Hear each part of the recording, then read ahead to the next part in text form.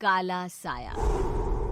यूं तो बनारस घाट अपनी खूबसूरती के लिए बहुत प्रचलित है, पर घाट के किनारे कई राज लिए बैठे हैं। ये कहानी शुरू होती है बनारस के घाट के पास बने ममता निवास से, जहां प्रिया लाल जोड़े में ममता के घर उसकी बहू बनकर आती है। आओ आओ बहू, घर को अपने पैरों से पवित्र करो। ममता घर की दहलीज पार कर ही रही होती है कि अचानक एक बहुत गंदी सी बास पूरे घर में फैल जाती है।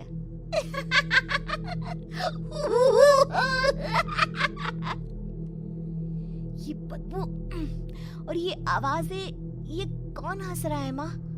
अब ये पड़ोसी ना हमारे थोड़े अलग से है। कहाँ हम शाकाहारी और ये मांस मच्छी खाने वाले। छोड़, तू ध्यान मत दे और गृह प्रवेश कर। और हाँ बहू, अपनी सास की एक बात हमेशा याद रखना, इन पड़ोसियों से तो कभी बात नहीं करेगी। अच्छे लोग नहीं है ये। अपनी सास की ये बात मानेगी ना बेटा? हाँ माँ, जो आपकी मर्जी, मैं उनसे बात नहीं करूंगी। अगले दिन प्रिया अपनी पहली रसोई बनाने रसोई घर में जाती है। ये छोकी बात तो नाक में जा रही है। एक काम करती हूँ, खिड़की खोल देती हूँ। प्रिया खिड़की खोलने जाती है। इतने जाले, लगता है इस खिड़की को कभी खोला ही नहीं गया। पर ऐसा क्यों? ओह, नॉन वेज की स्मेल आती होगी ना। 2 मिनट के लिए खोल लेती हूँ, फिर बंद कर दूंगी। प्रिया खिड़की खोलती है। खिड़की खोलते ही उसकी नजर सामने वाले घर की खिड़की पर पड़ती है, जहाँ एक लड़की खड़ी होती है। हाथों में मेहंदी, लाल रंग की साड़ी, बिल्कुल सजी धजी, मानो प्रिया की तरह ही वो भी नई नवेली बहू हो। वो प्रिया को देखकर मुस्कुराती है। हे भगवान, माँ ने तो इनसे बात करने को मना किया था। प्रिया फौरन ही खिड़की बंद कर देती है और तवे पर चढ़े रोटी की ओर देखने लगती है, पर वहाँ रोटी न होकर मछली पड़ी होती है। ये क्या? पहली ही रसोई में इतनी बड़ी गलती! हे भगवान, अब मैं क्या करूं? प्रिया बहुत डर जाती है और फौरन रसोई की सफाई करने और फिर सभी के लिए खाना बनाने लग जाती है। जब वो सबको खाना परोसती है, सब तो ठीक है, मैं बेकार में चिंता कर रही थी। हे भगवान, ऐसे ही बस अपनी कृपा बनाए रखना। रात के वक्त जब सब सो रहे होते हैं, तब प्रिया को पायल की आवाज सुनाई देती है, जिससे उसकी आंख खुल जाती है। ये पायल की आवाज कहाँ से आ रही है? प्रिया उठकर उस आवाज के पीछे छत की सीढ़ियों तक जाती है। तभी उसे बच्चे के रोने की आवाज आती है। प्रिया छत पर जाती है तो क्या देखती है? वही लाल साड़ी वाली लड़की अपनी गोद में एक नवजात बच्चे को घुमा घुमा कर सुला रही है। तभी प्रिया की नजर उसके पेट पर पड़ती है। ओह गॉड, ये तो प्रेग्नेंट भी है। सुनिए, बच्चा सो नहीं रहा है क्या? मैं कुछ मदद करूं? नहीं नहीं, आपके घर वालों को अच्छा नहीं लगेगा, मैं संभाल लूंगी। स्नेहा की गोद से बच्चा हाथ मारकर प्रिया की गोद में आने को छटपटाने लगता है। दोनों घर अगल बगल में बने होने के कारण प्रिया उस बच्चे को गोद में ले लेती है।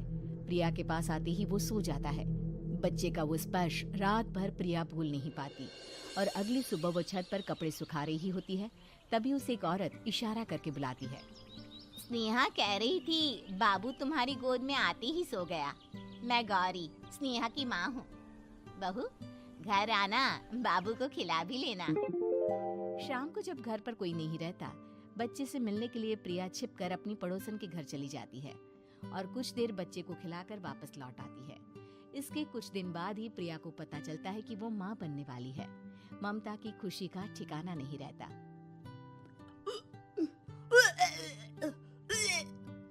माँ जी, पता नहीं क्यों उल्टी आ रही है। प्रिया भागती हुई वॉशरूम में जाती है तो हरे और लाल रंग की उल्टी करती है। उस उल्टी में से कीड़े निकलते हैं। ये क्या? खून और ये कीड़े! माँ! माँ! प्रिया की आवाज सुनकर ममता दौड़ कर आती है, पर बेसिन में कुछ नहीं होता। प्रिया हक्की बक्की रह जाती है। ये सब क्या हो रहा है? प्रिया घबरा जाती है और अपने कमरे में जाकर सो जाती है। डर के कारण वो इतनी थक जाती है कि उसकी आंख लग जाती है।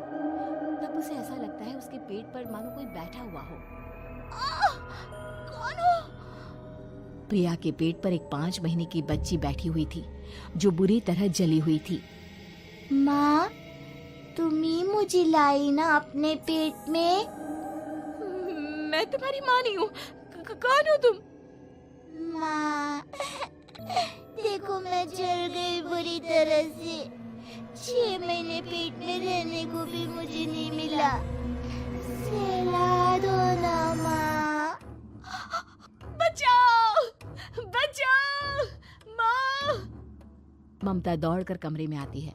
प्रिया की बातें सुनकर वो सब समझ जाती है। तू कहीं बगल वाले घर में तो नहीं जाकर आई ना बहू? मुझे माफ कर दो, मैं गई थी माँ। उस घर में सब मरे हुए हैं बहू। कई साल पहले स्नेहा उस घर में बहू बनकर आई थी।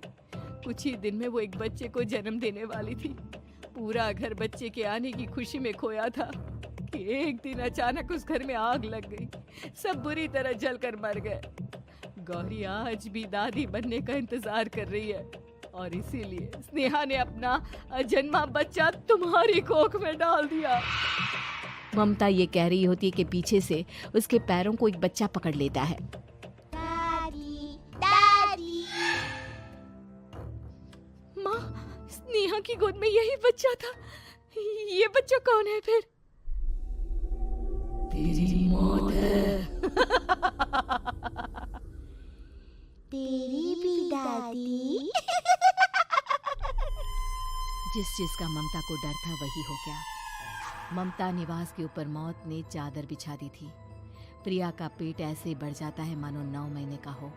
2 हाथ उसके पेट से बाहर निकलते हैं। बहू, संतोष को फोन कर, किसी पंडित जी को बुला बहू। प्रिया का पति भागता हुआ घर आता है। ये तो होना ही था माँ। तेरा पाप तेरे सामने आ गया तो तू सह नहीं पा रही है। स्नेहा घर में आग लगी नहीं थी, माँ ने लगाई थी, प्रॉपर्टी की लालच में। और वो बच्चा मेरी पहली पत्नी का बच्चा है, मेरा बेटा, जो कि उस आग की चपेट का शिकार हो गया था। मैंने तुमसे ये सब माँ के कहने पर छुपाया था। मुझे माफ कर दो प्रिया। तुम अगर चाहो तो यहाँ से जा सकती हो। मैं तुम्हें किसी भी बंधन में रखना नहीं चाहता। मेरी शादी हुई है आपसे, मैं आपको छोड़ नहीं सकती, पर उससे पहले हमें स्नेहा, उसकी माँ और बच्चे की आत्मा की शांति करवानी होगी। संतोष और ममता गौरी के घर जाते हैं। अंदर सब कुछ जला हुआ होता है। जमीन पर जली हुई लाशें बिखरी हुई थी। ममता रो रो कर अपने करने की माफी गौरी से मांगती है। प्रिया स्नेहा के घर वालों का अंतिम संस्कार करवा देती है और ममता निवास फिर से आत्माओं के साए से मुक्त हो जाता है।